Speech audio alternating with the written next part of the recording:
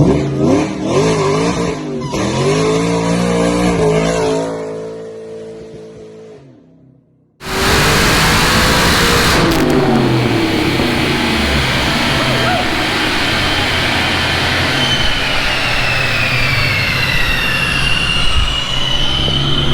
I'm deaf.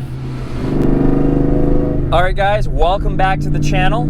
It's Intervention 302. My name's Kevin. Today I got a real interesting day going on. We are headed up to Performance Dyno. Just about a year ago, my car was finally finished. We put in the Todd Warren cams, the 2.9 Crusher, Gen 4, and the car laid down on kill, which is on the Ignite E90 114, put down 931.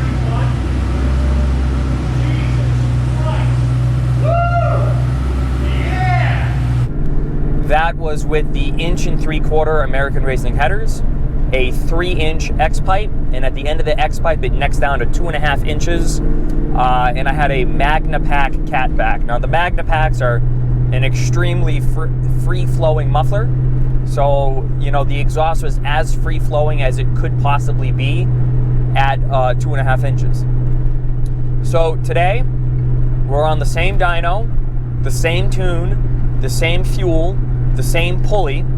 Even the weather is very similar to what it was last year, except we now have the same headers, 1 3/4 American Racing, with a 3-inch H pipe instead of the X pipe, and a 3-inch all the way back, there's no necking down, Bassani Catback. Now the Bassani mufflers are not quite as free-flowing as the MagnaPacks, so I'm not sure if that's going to hurt. I'm at least a little apprehensive about the belt. If you guys saw the last video, you probably have, when I finished racing the ZR1 and the Cobra, my car disintegrated and totally shredded the Gates RPM Kevlar black belt. I ended up replacing the tensioner. I think I bent or twisted it. The new tensioner is on the car. All the idler pulleys, which are the Metco idlers, they all looked to be okay, so I did not work on them at all. But we got a new belt on, the new tensioner, and it's running good so far. I haven't really hit a lot of boost yet with it, so I'm a little apprehensive. First hit on the dyno, it's going to pull it off, but knock on wood, not that there's any wood in here, but I'm hoping it stays together today.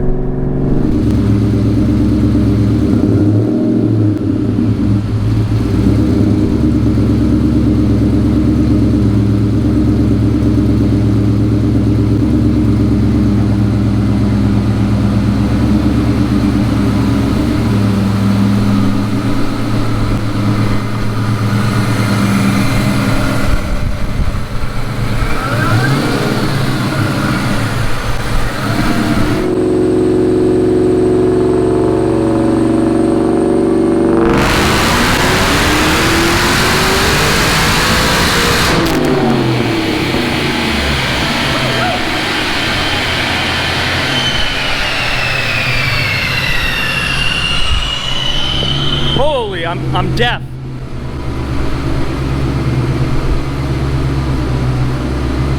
All right, so we only got 862. We can see the boost. Either the new tensioner is not good, or this belt is stretching where the RPM belt did not. So the black belt I had on it before is a no slip belt, no stretch belt. I have the same belt on it now, and that's what happened. All right, so we found what was wrong. This is on me. If we could see, this first spacer is thick and that second spacer is thin. I must have swapped them when I put the new tensioner on, because the tensioner is hitting the spacer, not allowing the belt to get tight. And that's on me, that was my fault. So we're gonna try to swap this real quick. All right, so we were able to change the spacers, and Pete had a spare belt. This belt is over an inch shorter than the other belt we just had. It should not slip. This is as tight can possibly be. And let's see what happens. We'll give her a rip.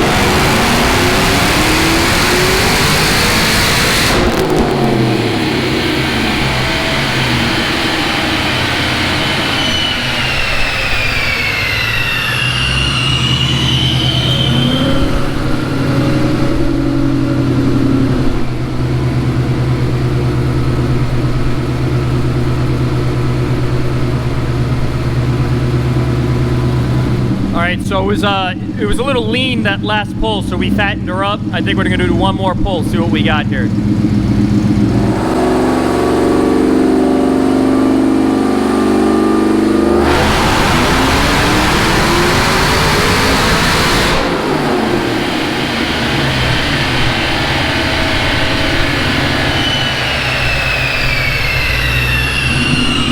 right, let's see what we got. Probably gonna be about the same, low 900s.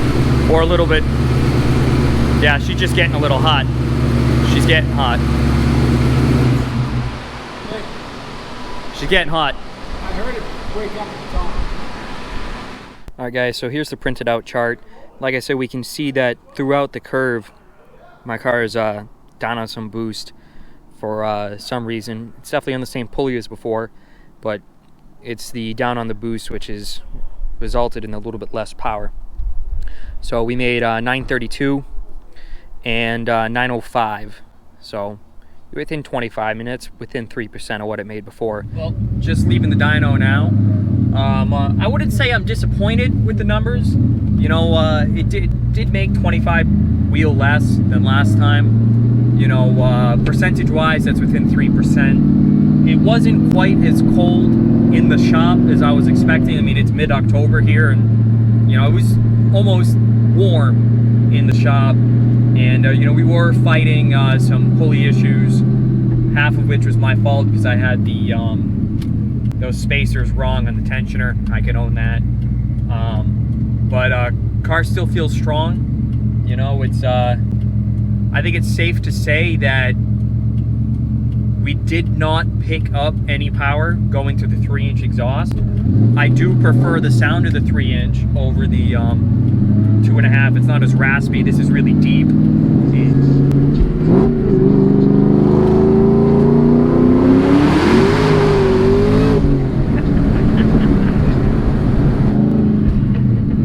That's about it. You know, we'll just get the car home. Probably gonna switch out to pump gas. You don't really want to store your car on the ethanol over winter, because we're coming up to only 3 or 4 weeks left of the car season. So that's it, folks. Thanks for watching. Stay tuned.